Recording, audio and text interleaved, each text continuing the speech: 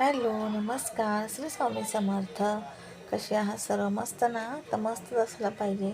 म्हणजे एका नवीन ब्लॉगमध्ये गोड ताईंचे, मैत्रिणीचे, ताईंनो मनापासून खूप खूप स्वागत आहे. व्हिडिओ आहे शुक्रवारचा, म्हणजे 16 तारखेचा. तर हे बघू शकताय, हे संध्याकाळचं आहे. तर पुढं तुम्हाला दिसणंच हा चाय कसला बनवला, काय कसं पूर्ण आज सकाळपासून ते संध्याकाळपर्यंत पूर्ण रुटीन आज तुमच्यासोबत हे शेअर केलं आहे. आणि कोणत्या कोणत्या रेसिपी बनवल्या त्यासुद्धा दाखवल्या आहेत. परत पूजा वगैरे केली होती. शुक्रवारची कुंचनची पूजा करायची होती, सेवा करायची होती कुंचन भरून. आणि तशीच त्याचबरोबर अचानकमध्ये कुंचन भरायला घेतला. अचानकमध्ये काय मनात आलं माहीत नाही. अचानकमध्ये तुळजाभवानी आईचा ताक काढला, त्याला छान असं धुतलं, अंघोळ घातली, नंतर अभिषेक वगैरे केला. छान असा दूध, पाणी, मध. पाण्यामध्ये मी घातलं होतं बघा, रोज वॉटर आणि गंगाजल आणि हे घातलेलं. तर त्यांनी मी अभिषेक केला. खूप छान अशी पूजा विधी झाली होती. ते हे बघू शकताय. कुंचन भरायला घेतला, पण मध्येच कुंचन भरता भरता म्हणजे कुंचन खाली केला, घासून वगैरे घेतला, तोपर्यंत लगेच मला ना, आणि तांदूळ बदली केले बघा आज कुंचनचे. तर तोपर्यंत लगेच असं अचानकमध्ये मी काही म्हणत नाही, काही म्हणजे असं हे नाही की संकल्पना आहे, काही नाही. अचानकमध्ये तुळजाभवानी आईचा ताक काढला, मंदिरातून स्वच्छ केला, छानपैकी पुसला आणि म्हणले चला आता अभिषेक करूया. जसं जसं म्हणजे जशी आईचीच इच्छा होती आज तिला अभिषेक वगैरे करून घ्यायचं. आणि हे बघू शकताय, खूप छान असं प्रसन्न वाटत होतं. दही वगैरे पण नव्हतं पंचामृत वगैरे बनवायला, पण मी ना जे जसं होतं ते त्यांनी म्हणजे अभिषेक वगैरे केला. छान असं कुंकुमार्चनसुद्धा केला. मला जमत नाही, पहिल्यांदाच केला मी कुंकुमार्चन. कसा करायचा काय ते व्यवस्थित मला माहीत नव्हतं, पण जसं मला जमलं तसं मी ना कुंकुमार्चन पण केला. पुढं तुम्ही बघता स्त्रीयंत्रावरती पण केला आणि ताकावरती पण केला. तर हे बघू शकताय, खूप छान असं अभिषेक वगैरे झाला आणि खरंच खूप प्रसन्न वाटत होतं. फुलं तुम्ही म्हणता ताई फुलं वगैरे नाही, तर हो, फुलं वगैरे खूप लांब भेटतात आणि आणायलासुद्धा कोण नसतं सकाळचं. त्यामुळे मग फुलं वगैरे नसले तरी काय होतं, मी दरवेळेस तुम्हाला सांगते बघा, काही असो नसो आपल्या पूजेमध्ये फक्त मनापासून जो भाव असतो, मनातून आपण जी मनापासून जी पूजा करतो ती देवापर्यंत पोचत असते. मला असं वाटतं. तर मी फुलं असो नसो मला काही वाटत नाही. तर तुम्हाला जर बघतावेळेस असं वाटत असेल, पण ते काही माझ्यासाठी हे नसतं. मला फक्त मनापासून देवानं कसं असतं, मनापासून आपण किती पूजा करतो, सेवा करतो, त्यांच्यापर्यंत तेच पोचणं गरजेचं असतं. फुलं वगैरे काय, मला असं वाटतं ना, ते फुलं भरपूर अशी फुलं हे ते सगळं दिखावायचं. म्हणजे मला असं वाटतं प्रत्येकाला असं नसून वाटावं, असल्यावरती मी पण ठेवते, पण नाही तर हरकत नाही. नाही फुलं नाही किंवा कोणी आणायला नाही म्हणून आपण पूजा वगैरे करायची नाही का? नाही. तुम्ही बघता कुंचनची पण मी सेवा करते, लागोपाठ 6 दिवस झालेले आहे संक्रांतीपासून. तर तिथंसुद्धा मला फुलं भेटले नाहीत, तर मग पूजा करावी नाही का? असं काही नाही. कोणताही संकोच न करता आपण पूजेला बसायचं. आपला मनापासून जो भाव असतो ना, तो खूप महत्त्वाचा आहे. हळदी कुंकू जरी अर्पण केलं ना, ते सुद्धा मनापासून आपलं देवापर्यंत पोचत असतं, मला असं वाटतं. म्हणून मी दरवेळेस पूजा करताना कोणताही संकोच न करता पूजा करायला बसते आणि व्हिडिओसुद्धा शूट करत असते. तुम्ही बघता, फक्त जे करतो ते मनापासून करायचं, श्रद्धेने करायचं आणि पॉझिटिव्ह थॉट ठेवूनच मी करत असते त्यावेळेस. कारण की जसे आपण विचार करू पूजा करता वेळेस, तेच विचार आपल्यासमोर येत असतात. तर मी पूजा करता वेळेस दरवेळेस पॉझिटिव्ह थॉट ठेवूनच करत असते.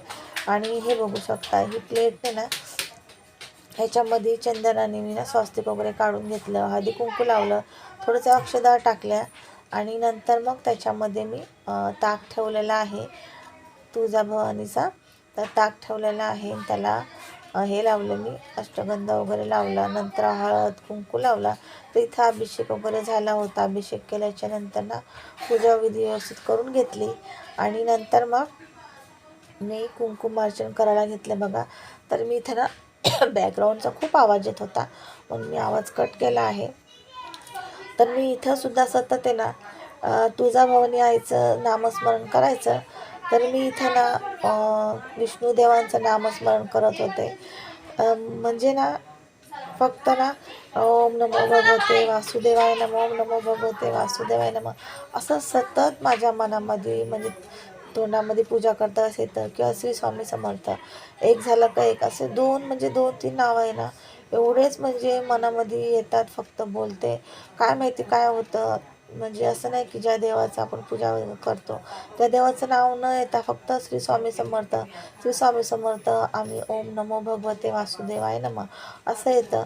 नंतर लक्षात आलं, अर्धवट झालं लक्षात आलं, की नाही बा आपण आईचं नाव घेतच नाही. पण आता तर शेवटी मी तुम्हाला सांगितलं ना, पूजा कोणत्याही देवाची करू, नामस्मरण करणं हे खूप महत्त्वाचं आहे. असं नाही की ह्या देवाची पूजा करतो पण ह्याच देवाचं नामस्मरण करावं. आता जे मनात येते ते आपण करतो. माझं लक्षच खरंच लक्ष नव्हतं. नंतर लक्षात आलं बघा किती छान आणि प्रसन्न वाटत आहे. खूप छान असं कुंकुमार्चन केलं, पाया वगैरे पडले आणि नंतर स्त्रीयंत्राचं सुद्धा मी अष्टगंध वगैरे लावून, हळदी-कुंकू लावून त्याचंसुद्धा मी अभिषेक केला, अभिषेक करून घेतला होता. पण तो मी व्हिडिओत नाही शूट केला कारण की खूप मोठा झाला असता, म्हणून मी एवढं काही शूट नाही केला. आणि सकाळच्या वेळेस पूजेला बसलं ना तर असे 1.5-2 तास कधी निघून जातात ना ते माहिती पडत नाही. नंतर मग खूप उशीर होतो. म्हणून मग व्हिडिओ काढायचं म्हणलं का अजून थोडं ॲडजस्टमेंट करावं लागते, अजून थोडा वेळ द्यावा लागतो. त्यामुळे थोडंसं मी स्किप केलं. इथं पण कुंकुमार्चन केलं. नंतर इथं पण तसंच केलं, की म्हणजे ओम नमो भगवते वासुदेवाय नमः आणि श्री स्वामी समर्थ हे 2 नावं ना एकदम मनामध्ये फिट झालेले आहेत. असं म्हणायला गेले तर आईचं सुद्धा नाव, गणपती बाप्पांचं नाव, साईंचं नाव किंवा श्रीकृष्णाचं नाव, परत म्हणजे प्रत्येक नावं आहेत. पण हे 2-3 नावं आहेत ना, ते म्हणजे सतत तोंडामध्ये असतात. सतत आता त्याला काही करू शकत नाही. आणि रात्री झोपता वेळेस म्हणलं तर रामकृष्ण हरी असं हे नाव असतं. रामकृष्ण हरी, रामकृष्ण हरी आणि विठ्ठलाचं नाव असतं. असे सतत देवाचे नावं किंवा हे असतं. तर मोठेपणा मी सांगत नाही, जे आहे ते हे सांगते. तुम्हाला माहीतच आहे, व्हिडिओ बघता तुम्हाला माहीतच आहे. मला मोठेपणा सांगायलाही आवडत नाही, दाखवायलाही आवडत नाही. जे आहे जे ते आहे, जसं आहे तसं आहे मी तुमच्यापर्यंत दाखवत असते. हो, फुलं वगैरे असलं ते खूप छान असं सजवते पण. आणि बघा नंतर मग ना म्हणजे कुंकुमार्चन करता वेळेसच आठवलं, सॉरी कुंकुमार्चन वगैरे करून घेतलं आणि मग मी अगरबत्ती तर लावली होती अगोदरच. पण आहे ना कापूर वगैरे सुद्धा मी लावला. गुलाबाच्या पाकळ्यामध्ये ना भीमसेन कापूर वगैरे लावला आणि खूप छान अशी पूजा झाली इथं ना.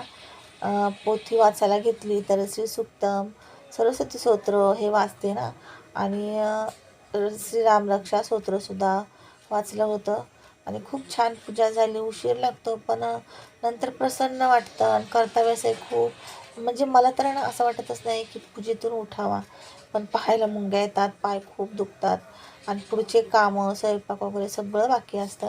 त्यामुळं ना उठावंच लागतं. पण मी एकदा का पूजेला बसले का मला वाटतच नाही की मी इथून उठावं. असं वाटतं ना, फक्त मनात येतं की आता काय करू, अजून काय करू, की स्वामी मला आठवून देतील की आता कोणती पूजा करू, कोणतं जपमाळ करू किंवा काय करू.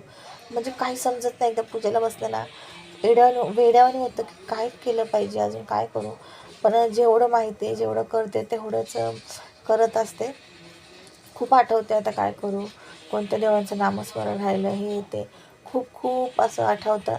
पण नाईलाज असतो, जेवढं माहिती आहे तेवढंच मी करत असते आणि खूप छान वाटतं. नंतर मग कुंचन वगैरे ना वरती ठेवला, थोडा वेळ ठेवली अशी पूजा वगैरे अशीच ठेवली, कारण खूप छान वाटतं मला पूजा वगैरे पण मांडायला.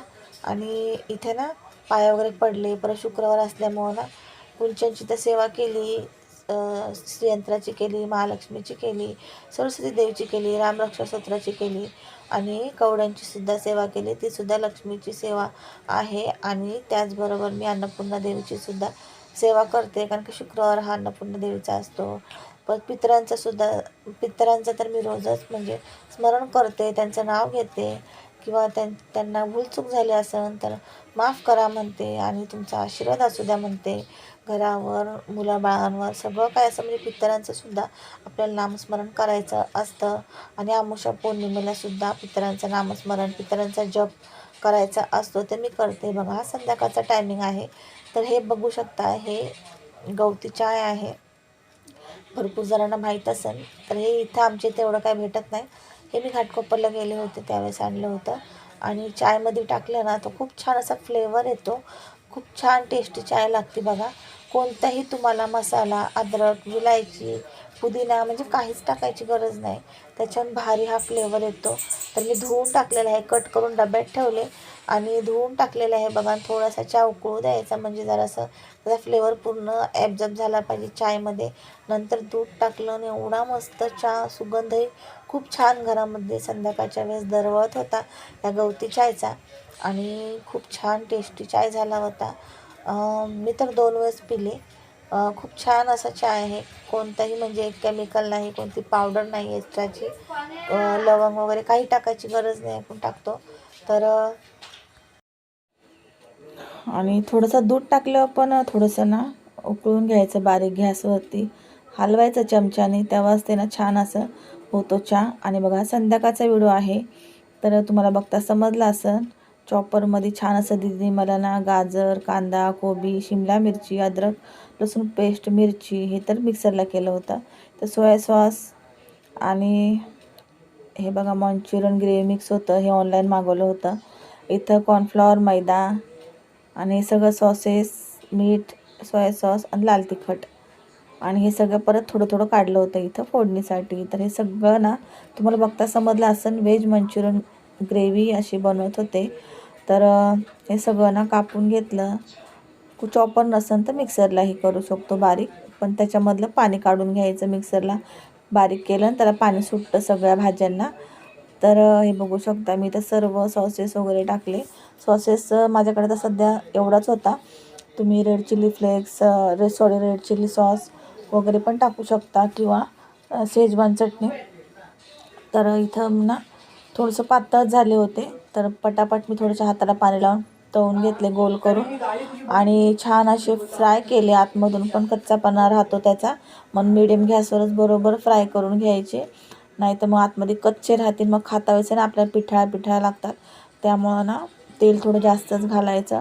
आणि खूप मस्त झाले होते, हॉटेलपेक्षाही भारी म्हणाल तरी चालेल. आणि बघा हे ना रेडीमेड सॉस आहे, सॉसची पावडर आहे. ते नसेल तर तुम्ही आहे ना, जे मी फोडणी दिली तसं टाकायचं. तुम्ही फोडणी बघता, त्याच्यानंतर कॉर्नफ्लॉवर टाकायचा 2 ते 3 चम्मच आणि पाणी टाकायचं. जसं आपल्याला ग्रेव्ही पाहिजे तसं कॉर्नफ्लॉवर आणि पाणी टाकायचं आणि उकळी येऊ द्यायची. नंतर मंचुरियन बॉल्स टाकायचे. ते हे बघू शकता. तर मी पावडर आणलेली म्हणजे ग्रेव्ही आणली होती, ग्रेव्हीची पावडर. त्याच्यामुळं ना मी काय ते टाकल्यानंतर कधी कधी मी सुद्धा कॉर्नफ्लॉवरच टाकते. कॉर्नफ्लॉवरने सुद्धा हाच फ्लेवर, हीच टेस्ट येते. टेस्टमध्ये काही बदल होत नाही, हे तुम्हाला सांगते बघा.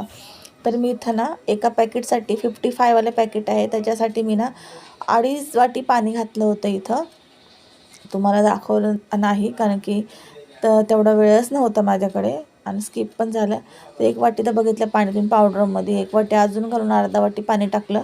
आणि नंतर मग अंदाजाने बॉल्स टाकले, कारण की जास्त थिक व्हायला नको म्हणून, तर घट्ट व्हायला नको म्हणून बघा पहिले अर्धे घातले. नंतर मग असं वाटलं की नाही अजून बसतील ह्याच्यामध्ये, कारण की सूप पण थोडंसं पाहिजे ना, त्याच्यामुळं ना मग अजून जे होते ते सुद्धा घातले. म्हणजे जेवढे बॉल्स केले मी मंचुरियन ते सगळे घालून दिले. छान ना एक उकळी आली मीडियम गॅसवर, लगेच गॅस बंद केला आणि छान गरम गरम सर्व केले. खूप छान मस्त झाले होते.